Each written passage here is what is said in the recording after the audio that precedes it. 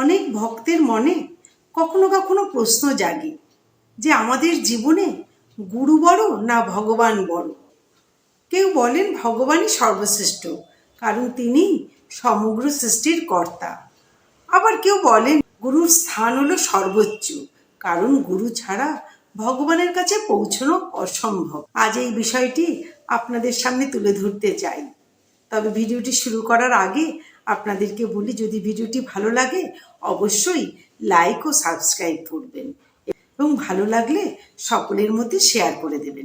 ভাবুন তো, একটি শিশু জন্মের পর সে কিছুই জানে না, তাকে হাঁটতে শেখাতে হয়, কথা বলতে শেখাতে হয়, ভালো মন্দ সমস্ত কিছুই শেখাতে হয়। ঠিক তেমনি আধ্যাত্মিক জীবনেও একজন মানুষ প্রথমে অজ্ঞতার মধ্যে থাকে। সে জানে না যে জীবনের প্রকৃত উদ্দেশ্য কি, ভক্তি কি, আর কিভাবেই বা ঈশ্বরের কাছে পৌঁছানো যায়, আর কিভাবেই বা ঈশ্বরকে অনুভব করতে হয়। আর ঠিক সেই সময় একজন সদ্গুরু তার জীবনে আলো নিয়ে আসে। তিনি শুধু শিষ্যকে ধর্মীয় কথা শোনান না, তিনি শেখান কিভাবে মনকে শুদ্ধ করতে হয়, কিভাবে অহংকার কমাতে হয়, আর কিভাবে ভক্তির পথে এগিয়ে যেতে হয়। তাই অনেক সময় বলা হয় গুরু হলেন সেই সেতু যার মাধ্যমে সহজে ভগবানের কাছে পৌঁছানো সম্ভব হয়।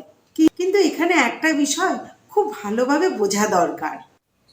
যেমন একজন শিক্ষক তার ছাত্রকে পরীক্ষায় পাশ করিয়ে নিজের কাছে আটকে রাখার চেষ্টা করেন না, বরং জীবনের বড় পথে এগিয়ে দেন, ঠিক তেমনি প্রকৃত সদ্গুরু তার শিষ্যকে ঈশ্বর প্রেমের পথে পরিচালিত করেন।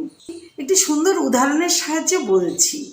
সূর্যের আলো জানলার মাধ্যমে আমাদের গৃহে পৌঁছায় এবং আমাদের সকলের কাছে পৌঁছায়। তাই বলে জানলা কি সূর্যের থেকে বড় হয়ে যায়? না, তা কখনোই হতে পারে না। আবার জানলা না থাকলে সূর্যের আলোও কিন্তু আমাদের ঘরে প্রবেশ করতে পারে না। তাই সূর্য যেমন অপরিহার্য, জানলাও তেমনই গুরুত্বপূর্ণ। তেমনি ভগবান হলেন সেই অনন্ত আলোর উৎস, আর গুরু হলেন সেই আলোর মাধ্যম, যার মাধ্যমে আমাদের হৃদয়ে সেই আলো প্রবেশ করতে পারে। তাই গুরু ভক্তি কখনো অন্ধ ভক্তি নয়। প্রকৃত গুরু শিষ্যকে নিজের দিকে নয়, ভগবানের দিকেই নিবেদিত করে। তিনি শিষ্যের জীবনে জ্ঞান, বিনয় ও ভক্তির বীজ রোপণ করেন। যে ব্যক্তি আন্তরিকভাবে গুরুর নির্দেশ অক্ষরে অক্ষরে পালন করে, তার জীবনও ধীরে ধীরে পরিবর্তনের দিকে এগিয়ে যায়। তার মন শান্ত হয়, চিন্তা পরিষ্কার হয়, আর ভগবানের প্রতি বিশ্বাস দৃঢ় হয়। ভগবান তো সর্বত্র আছেন, কিন্তু তাকে উপলব্ধি করার চোখ সবার থাকে না। প্রকৃত গুরু সেই উপলব্ধি আমাদের মধ্যে এনে দেন। গুরু আমাদের সেই চোখ খুলে দেন। তিনি শুধু জ্ঞান দেন না, শিষ্যের অন্তরকেও পরিবর্তন করে দেন। তিনি ভুলকে শুধরে দেন, হতাশাকে আশায় পরিণত করে দেন, আর ভাঙা মনকে ভক্তির শক্তি দেন। তাই শাস্ত্রে বলা হয়েছে গুরুকে সম্মান করা মানে ভগবানের কৃপালাভের পথ প্রশস্ত করা। তবে সে আশ্রয়কে কখনোই অবহেলা করা উচিত নয়, কারণ গুরু হলেন সেই সেতু যা মানুষকে ভগবানের সঙ্গে যুক্ত করে দেন।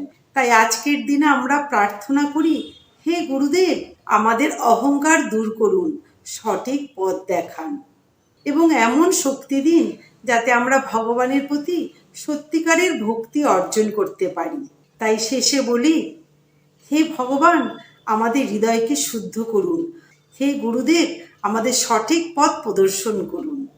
ভিডিওটি ভালো লাগলে লাইক ও সাবস্ক্রাইব করবেন, কমেন্টে লিখবেন, আর কমেন্টে লিখবেন জয় শ্রীকৃষ্ণ, জয় গুরুদেব।